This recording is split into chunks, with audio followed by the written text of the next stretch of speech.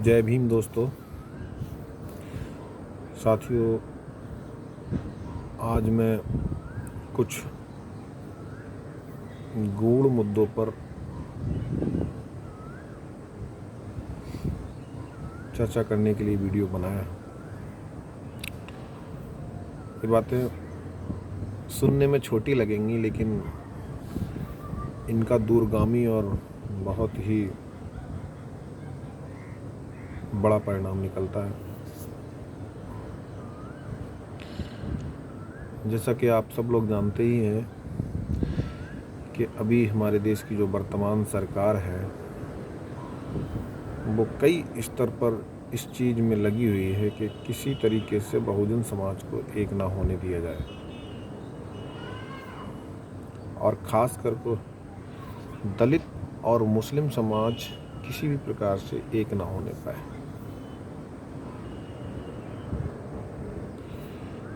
इसके लिए वो कई प्रकार से काम कर रहे हैं। उनके कुछ लोग ये प्रचार कर रहे हैं कि बाबा साहब भीमराव अम्बेडकर मुस्लिमों के नेता नहीं हैं। मुस्लिमों को कोई भी अम्बेडकर जैसा नेता नहीं मिला। मैं उनकी इस बात को सिरे से नकारता हूँ। पहली बात तो ये है कि बाबा साहब हमेशा से मुस्लिमों के नेता रहे हैं, और सिर्फ मुस्लिमों के नहीं, बाबा साहब पूरी दुनिया के जितने भी समाज हैं और जो परेशान लोग हैं उनके सबके नेता रहे हैं। सबके लिए उन्होंने काम किया है, और मुस्लिम समाज ने भी बाबा साहब का साथ पहले भी दिया। आप सबको ज्ञात होगा, जब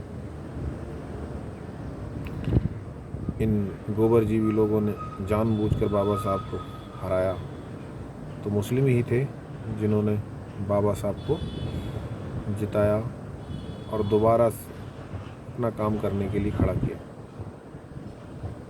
ये बात अलग है कि तब तक देश बढ़ चुका था और मुस्लिमों द्वारा की गई कोशिश पुनः नाकाम हो गई थी। बाबा साहब भीमराव अम्बेडकर ईसाइयों के लिए डॉक्टर,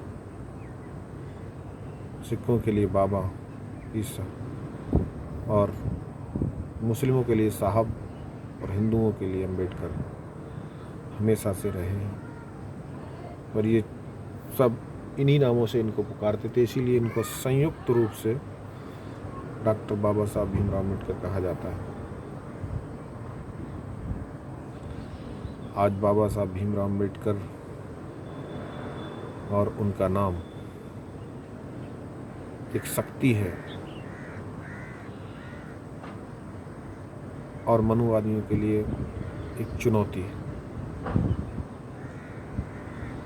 मनुवाद को बचाने के लिए वो हर भरसक प्रयास कर रहे हैं, परंतु बाबा साहब का जो विचार है वो कहीं ना कहीं उनकी इस षड्यंत्रकारी सोच पर हावी पड़ रहा है, और बाबा साहब का विचार कभी ना कभी जीतेगा ज़रूर।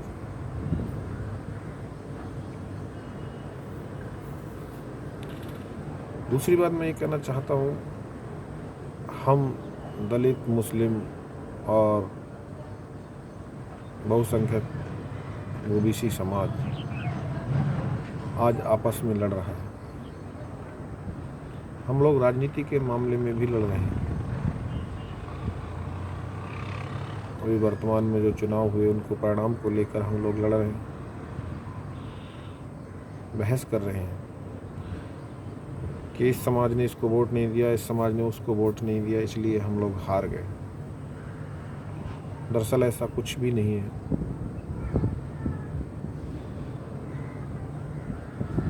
आप लोग ये जानते होंगे कि हम लोगों की हार हम लोगों के बंटने से ज़्यादा भाजपा के ईवीएम में घोटाले की वजह से हुई है।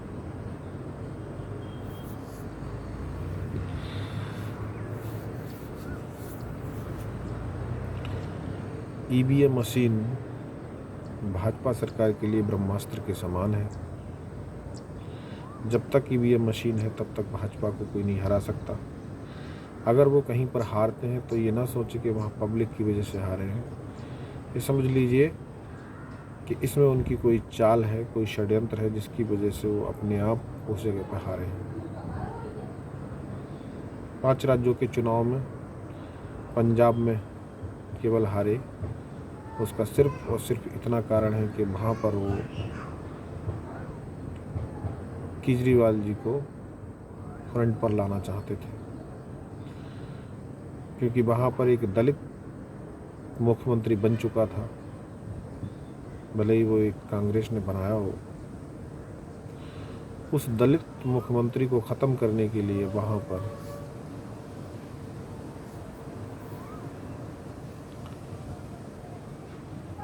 एक मनीय को लाया गया, केजरीवाल जी को लाया गया। गलतफहमी में ना रहे दलित समाज और मुस्लिम। जिस तरीके से भाजपा है उसी तरीके से कांग्रेस है। ये दोनों ही पार्टियां एक ही सिक्के के दो पहलू हैं। इनमें बहुत ज़्यादा अंतर नहीं है। दोनों ही सामंतवादी हैं, दोनों ही मनुवादियों के लिए काम करती हैं, उनको संरक्षण देती हैं।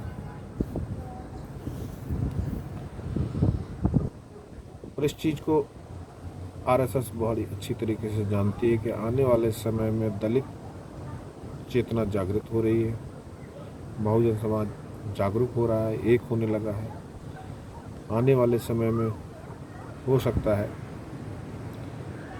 कि सत्ता हस्तांतरित हो जाए, लेकिन वो ये चाहते हैं कि सत्ता अगर हस्तांतरित हो जाए तो वो बहुजन समाज के पास ना जा पाए। इसलिए उन्होंने एक छोटा दल भाजपा के खिलाफ खड़ा कर दिया है। एक्चुअली वो बाहर से भाजपा के खिलाफ है, लेकिन अंदर से भाजपा से मिले हुए हैं। आरएसएस के ही बच्चे हैं ये। और मैं तो आम आदमी पार्टी को छोटा रिचार्ज बोलता हूँ, आरएसएस का छोटा रिचार्ज है।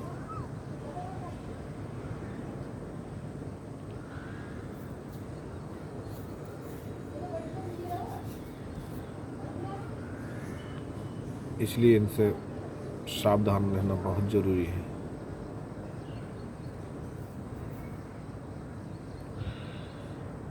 ये लोग जो भाजपा वाले हैं, हम लोग दलित और मुस्लिमों में फूट डालकर और ये बताना चाह रहे हैं कि आप लोगों की बुराई, आपसी रंजिश, आपसी लड़ाई, आपसी भेदभाव के वजह से और आपका वोट एक ना होने की वजह से हम लोग जीते हैं। और ये लोग अपने ईवीएम द्वारा किए गए घोटाले को छुपाना चाहते हैं, और शायद वो उस कोशिश में कामयाब भी हो रहे हैं, क्योंकि अभी तक किसी भी राजनीतिक पार्टी ने ईवीएम के खिलाफ कोई कड़ा एक्शन नहीं लिया है। ये बात साबित करती है कि वो अपने कामों में कहीं ना कहीं सफल हो रहे हैं।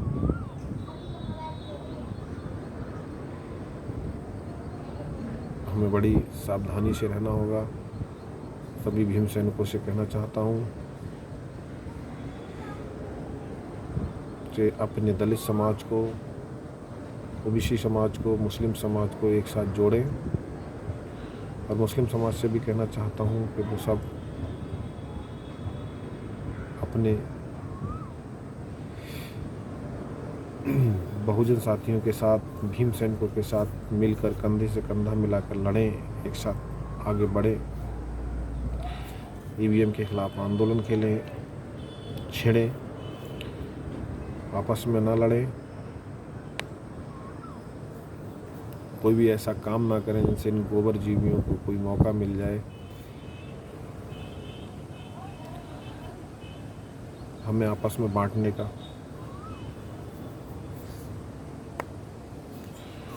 तो मैं यही कहना चाहूँगा, सतर्क रहें। जय भीम।